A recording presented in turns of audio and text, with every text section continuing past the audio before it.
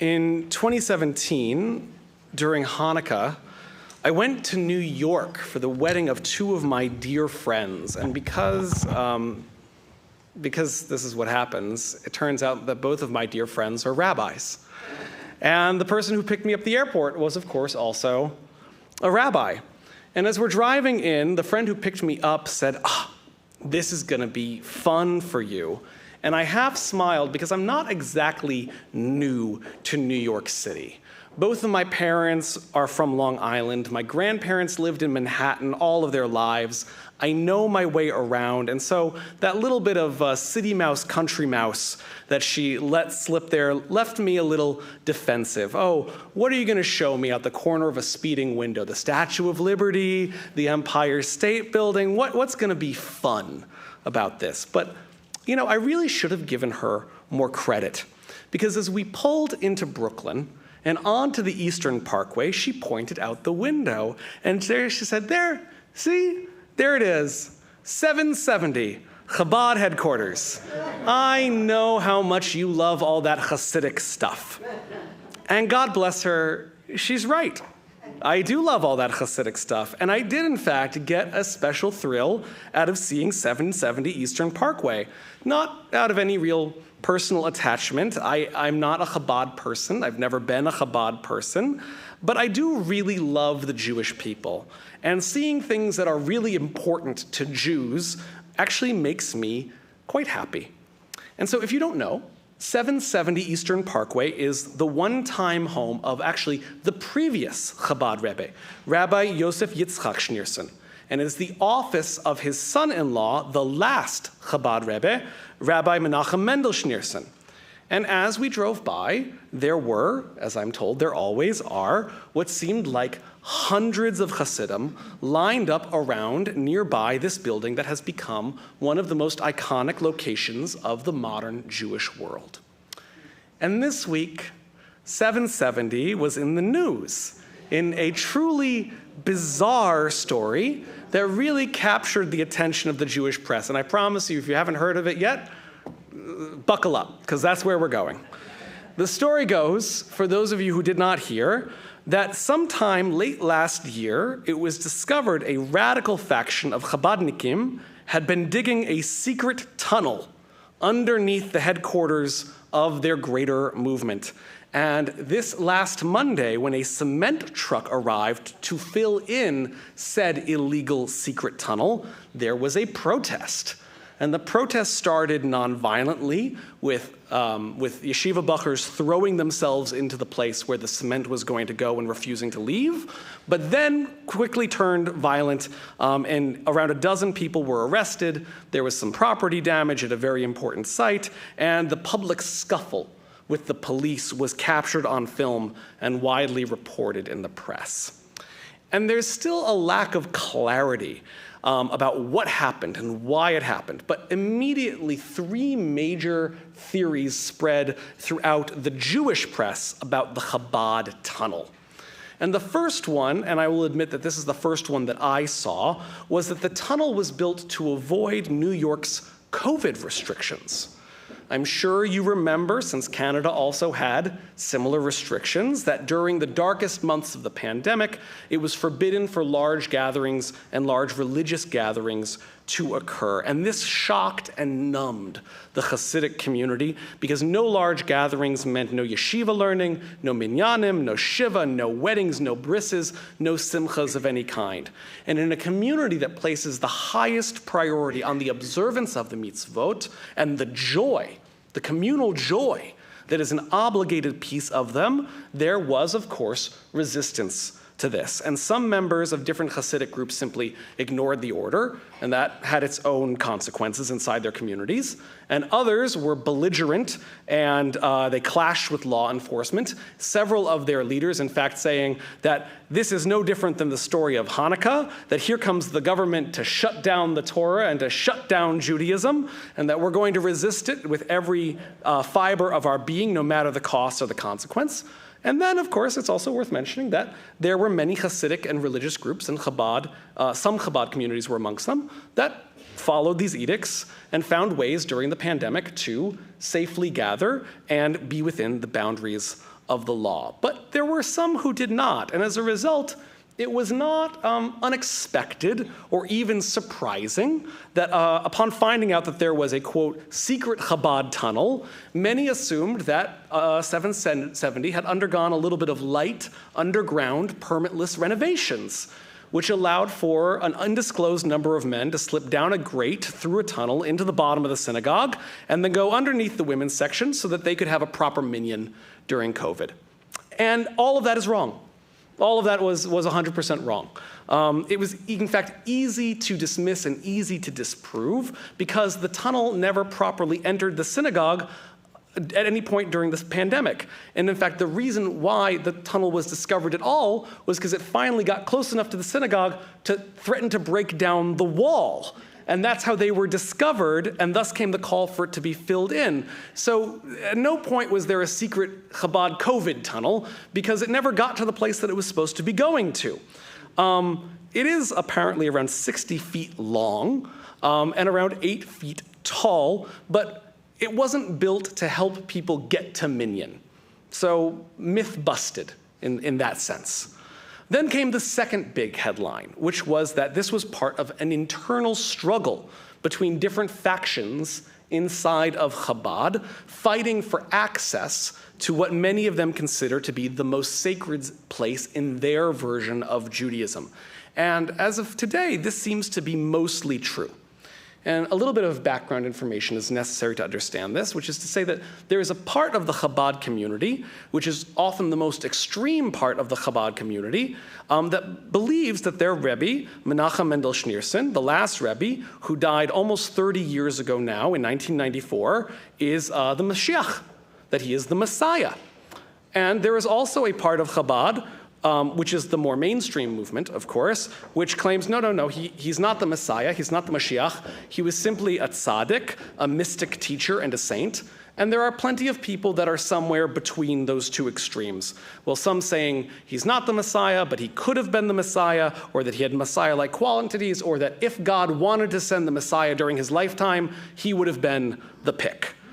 And this Messianic Chabad, which are called Mashichists, do not actually believe that their Rebbe is dead. They believe that he is alive and in hiding, or maybe he's sleeping, or that, like Elijah, he's in heaven, but he's going to come back any day.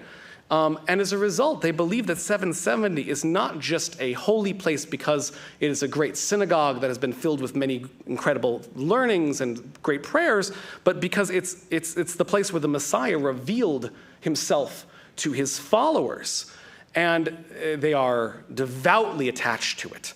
And they clash with their less extreme movement brothers. And this dispute can be seen legally, but also, according to several Chabad whistleblowers, in kind of the communities in Brooklyn that you pay attention to. And one of the big pieces of this is the question of who has access to the synagogue. Because it has limited seating, and it has limited hours, and it has limited entrance capacity. And it's all controlled by a very small group of people who want to make sure that only the right kind of people get to go in, and that it stays safe and protected. And the people who are in charge of the building are not the ones who are openly affiliated with this messianic side of Chabad. In fact, they often say that this Messianic Chabad is an extremist version of Chabad, and late last year, they were accused of limiting access to the synagogue. Or there was a rumor that went around that they were considering limiting access to the synagogue, and the students, these young extremist Messianic students, got very upset and felt that they needed to, quote, secure the safety of the sacred home of the Messiah. And if that sounds familiar to you, it really should, because this is the exact same language and tension that happens in Jerusalem around the Temple Mount. there are times when there are serious civil unrest and violence between the security forces and Israeli Arabs and Palestinians because there is a rumor that goes out, or there is an assumption that they are going to limit access to the Temple Mount, and everyone gets very agitated and a lot of bad things happen. And this should teach us a little bit of a universal lesson, which is that when you do not have physical control over your sacred site, the fear of losing access to it makes radical action seem like rational action. When you don't control the place you think is most sacred, your radical action becomes rational action. And so in a deeply rational and radical display of chutzpah, these Messianic Chabad youth spent 6 months hand carving a 60-foot tunnel from an apartment building that they had access to towards their sacred destination, literally carrying out dirt from the project in their pockets to avoid detection, and then, when they couldn't dig anymore, hiring migrant workers with construction experience to continue the project until they then rented rooms and spaces in the apartment building for the migrant workers so that no one would find out what was happening in the basement, which is quite a story. But it's not the whole story, because the final piece of the why are the Chabad yeshiva buchers building a secret tunnel under their Rebbe's house question is ultimately tied to the messianism that I described earlier. And according to the people who honestly answered these questions, these Chabad messianists who spoke on the condition of anonymity, it said it actually had nothing to do with access to the space, but everything to do with fulfilling the commandments of their Messiah. And this is the quote: "Actions in expanding 770 are not only justified, but are crucial in preparing for the imminent arrival of Mashiach, our Rebbe, our dear leader, the Mashiach himself, who initiated the groundbreaking expansion in 1988. That laid down a clear path for us to follow. This is not merely a physical expansion, it is a divine directive, a preparation for the era of Mashiach. In breaking down these walls, they are actively participating in hastening the arrival of the Messiah." And that may sound quite strange to us, because after all, how does a tunnel and a wall and breaking one down and building the other make the days of Messiah come any faster? But what we need to remember is that Hasidic Jewish practice involves an idea that says you do small to make big. And what do I mean by that? Well, actually, we did it a little bit today during our tefillah. Poteach et yadecha. Open up your hand. Perfect, thank you, right? Open up your hands, O God. And it's a tradition to open up our hands. Kadosh, kadosh, kadosh, up on your tippy toes. You go in emulation of the angels. Sur Yisrael, kuma be'ezrat Yisrael. Rock of Israel, rise in defense of Israel. In many congregations, that's the signal to rise for the Amidah, which is to say that in mainstream Judaism, we have a tradition of taking small physical actions in the hope that God will emulate them and make them holy.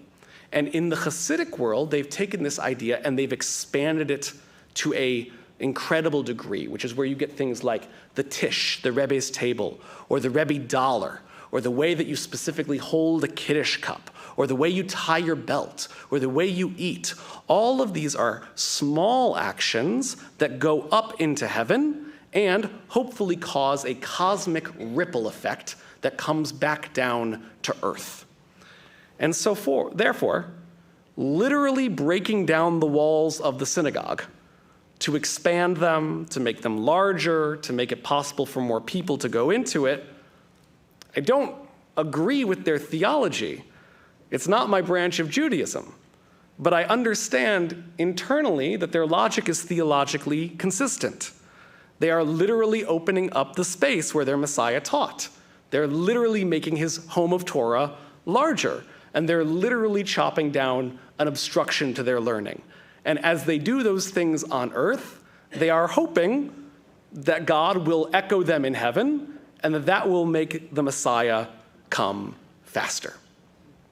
Fascinating stuff.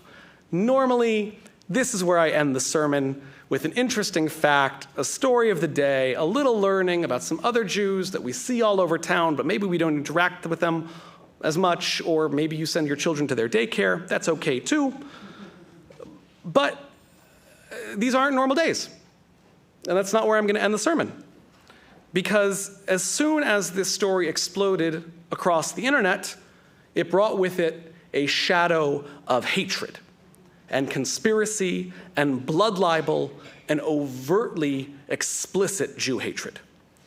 Because, of course, the minute that it was revealed that Jews were building tunnels in New York, the anti-Semitism and the anti-Semitic jokes that aren't jokes started, right? And the current crop of humor, and I'm going to say humor in quotation marks, is based on the conceit that Jews are thieves. And Jews steal everything, especially from the Palestinians. So now we're not even letting them have their tunnels. We're stealing the Palestinians' tunnels too. It's not a good joke, right? I'm sharing it here not because it's funny, but because that's the kind of sickness that has spread and become commonplace and acceptable in our society within the last 100 days. The tunnels are our literal nightmare. Our friends and our families are kidnapped and imprisoned in an underground hell. And there are people who are mocking it. And there are people who are using it as a claim of colonialism and a lack of connection to our home. And they're tying in good old-fashioned blood libel and the accusation that Jews are thieves. It's like you took all of the greatest hits of anti-Semitism and you wrapped them up into one not great, particularly unfunny joke. And tasteless jokes aside, the more worrying issue is that the blood libel conspiracy came back with it in a brand new, very modern version, saying that, of course, the Jews have underground tunnels for one thing, which is to sexually assault children, and for child sex slavery, and possibly child sacrifice. And this online rumor became so pervasive that every single article I read about the Chabad tunnels felt the need to mention the conspiracy theories that were building around them. To the point where, if you go to the Associated Press webpage and read the article about the Chabad tunnels and the madness at Seven City, they say at the end, claim, the tunnel was used for child sex trafficking or other illicit activities. Fact, these claims are unfounded, hinting at a long-standing anti-Semitic trope and more recent baseless conspiracy theory about child trafficking rings by elite public figures and government officials. The fact that the Associated Press has to put that in there shows you how widespread this madness has become, how bad things are right now, that something as silly as guys building illegal tunnels to get into their Rebbe's basement is causing a blood libel accusation in New York City. And this terrible stuff is just part of the greater zeitgeist of the moment. It's not just the anti-Semitism. It's also this QAnon and this Jeffrey Epstein and this truther madness that's just consuming people in North America. And I'm not going to give it any more breath other than to say it's bunk, and to remind you to check in on your loved ones and make sure that they aren't getting sucked into it, because too many people have been sucked into it already. Instead, I'm going to go to my final point for the morning, which is simply this. Judaism is diverse, and we are flavorful, and we are opinionated, and we have our own jokes where we mock our internal strife and our internal opinions. I assume you've all heard the one about the deserted island that has 2 synagogues on it, the one where I'm a member and the one where I would never go. Well, now you have. Chabad and liberal Judaism were not aligned with each other. We're not aligned in practice. We're not aligned in ideology. We're not aligned in politics. We're not aligned on Israel. We're not aligned on the Messiah, and a lot more. In fact, I think it's fair to say we don't agree with each other. that we furiously disagree with each other on important, foundational, fundamental issues related to basic humanity and to what Judaism is supposed to be about. And you know what? We're still family. We're still Am Yisrael. And the only people who get anything out of us mocking each other and bad-mouthing each other or participating in the pile-on that's going on right now against other Jews is the people who want to see us all suffer, or the people who hate us all. So I'm going on vacation after I do a wedding tonight. But when I'm back, I'm going to do something I never thought I'd do, which is I'm going to call the Chabad Rabbi on St. Clair.